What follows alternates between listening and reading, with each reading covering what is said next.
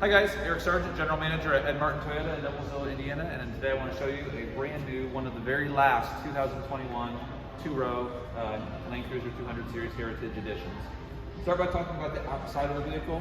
We have done a couple different cosmetic changes. We've added a few different protections on it. We do have XPEL paint protection film on the entire front of the vehicle, so the entire fender, entire hood, entire front bumper, as well as a couple of little extra pieces here on the door cups. So let me just pop the hood real quick. The film is essentially invisible on the vehicle. When you open the hood and you look at a couple different areas, like underneath here, you can see where it's wrapped around and glued in. While we have the hood open, we have a couple different things going on here. We have our hood lights added. We have red for nighttime, and then white as well.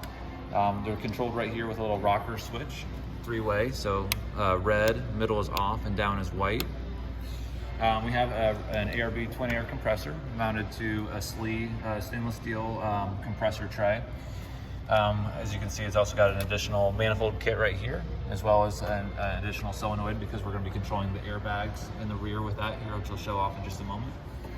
We did replace the lead acid crank battery with the Group 31 Odyssey Extreme AGM. And so we have a couple different extra Bussmann fuses on here for the additional rigid adapt light bar, which we'll talk about, as well as the ARB twin air compressor. So under the hood, no dual battery setup, additional lights in the front and the rear. Right here we have a rigid adapt light bar. This is the 30-inch, and it's integrated to the Land Cruiser Heritage Edition grille. So basically we just cut out part of the plot of the grille itself, and this light bar actually fits in just perfectly. We do send this grille back to our body shop to get sanded down and repainted on the satin black interior, so it does look 100% factory integrated. Right down here we have a worn winch, the Zeon 12S Platinum, so it's a wireless remote control. We got it nice and trimmed off with a Factor 55 Fairlead and Ultra hook. We're using the Tailor hidden winch mount. A couple more recovery protections that we have. We have the ZR Tactical Solutions aluminum recovery points here and here. And then we have the Bud-built the Bud-built skid plates. We have all five. We have the fuel tank, as well as the T-case, the engine, the transmission, and the front. These are all aluminum, except for the T-case is made out of stainless steel.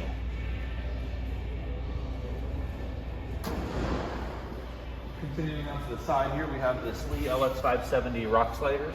We also added rock lights, so as you can see, when the door is open, the rock lights turn on. There's 3 rock lights on each side. When the door is shut, the rock lights shut off. We do have that basically wired to the dome light circuit. If you want to have the rock lights on, if you're say on a trail or so, there is an override button on the inside, which we'll show off in a few minutes. We did delete the chrome. We left the chrome on the Heritage grille, but we did delete it on the side of the car in the rear, so the window belt moldings are painted satin black. We also tinted the windows with a ceramic window tint, 20% in the front, and then an 85% on the rear privacy glass to have a perfect match. Up here we have the Prinsu Design Studio aluminum modular roof rack, the regular wind bearing without the light bar cutout, noise reduction trim piece. On the side here we have the Land Cruiser Tailor Heritage emblem, painted gloss black. Matched up to the Toyota Sombrero logo in the rear, as well as the V8 logo in gloss black. And then all the pieces along the hatch are painted in 1G3 magnetic grade metallic color match to the car itself.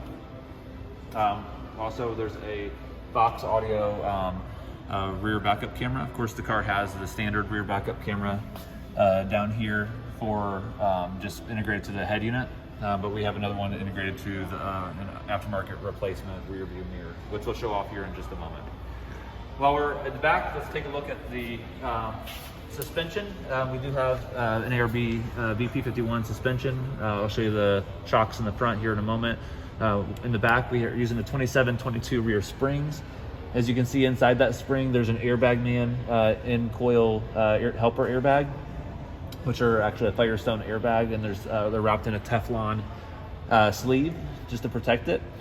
We have that married to an Airlift control so that we can adjust the height of of the rear end with a wireless remote control.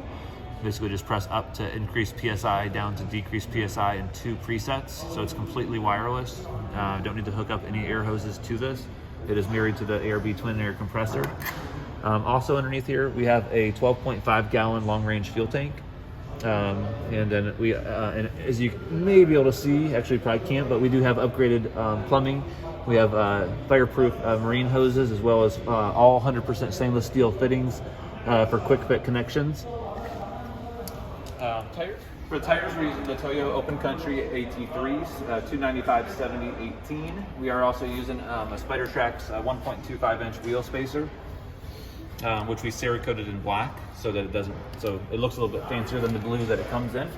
Also back here in the long range fuel tank that I mentioned, we do have the 12.5 gallon, and then this, if you look inside there, there's a dual filler neck. So the left side is the auxiliary tank and the right side is the main tank.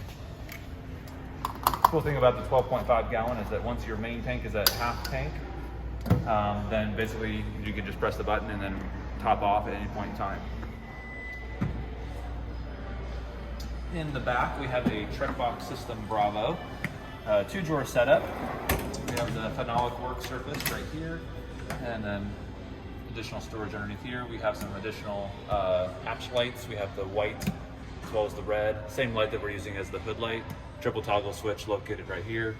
Phenolic work surface. Everything is Line-X coated with the UV protection. So you have basically just an ultimate, it's a truck bed liner. There's nothing that's going to scratch this or damage it. Additional takeoff components, window sticker, 2-drawer system. On the side, we also have a additional, this is a 2-row truck, so no additional pieces of plastic cut out in here. We also have a soft close hinge, so as it shuts, it closes real nice. Same thing on the right side as well. Let's step inside the vehicle. Oh, actually, before we do that, we have a additional cargo barrier here. Fantastic for having a surface that an animal can hang out on, or just tying cargo gear and boxes to it without them having to be scooted around the vehicle. Let's take a second and hop on the inside of the vehicle and show you a couple of different upgrades. Middle row first.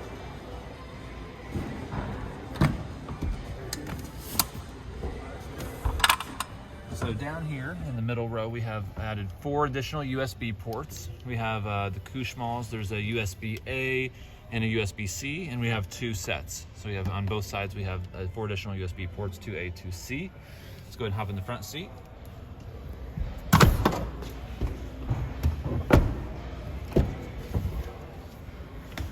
Okay, so right here we have the additional rock light switch. Again, they're already wired to the dome light circuit, so they're going to turn on when the door is open. They're going to shut when the door closes. We have an ARB air compressor switch. We're using the factory blanks, so they look exactly like an OEM switch. Right here we have the switch for the adapt light bar, so you can control the flood and the spot right here, as well as cycle through and change the color of the halo ring around it. 2 memory presets. This is the long-range fuel tank switch. Press that button 1 time and it'll transfer fuel from the auxiliary tank to the main tank. Again, it's 12.5 gallons, so you can fill up when you're halfway down or less. And then over here we have Apple CarPlay. And this is basically the EC off-road unit. We've tried a handful of different products, and this is our favorite one of all of them. Mainly because it's more stable and reliable than the Navi Plus or the Grom, but also one of my favorite features is that when you turn the car on, it automatically goes to the Apple CarPlay. It doesn't go to the Toyota system and then you have to engage it like the other ones do. And then last but not least, we have a factory replacement rear view mirror. It's still an auto dimming mirror. You do lose the 3 home link buttons, but you gain the rear backup camera. So it has basically, if your car goes full, if you have the back filled up, you can still press the button and use the camera that's outside the vehicle, and then you can turn it off there. It is wired into the reverse circuit, so once it's in reverse, it turns on automatically. But the cool thing too is you can turn on while you're driving. Other than that, this is a Land Cruiser that we're pretty proud of. It's one of the very last 200 series Heritage Edition Land Cruisers on the market.